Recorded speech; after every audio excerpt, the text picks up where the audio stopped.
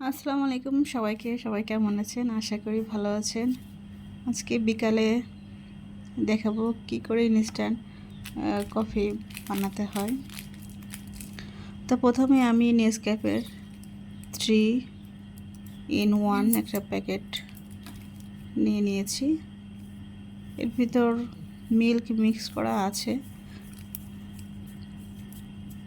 তো প্রথমে আমি এটা একটা গ্লাসে ঢেলে নিয়েছি। পরক্ষণে একটু গরম পানি দিয়েছি।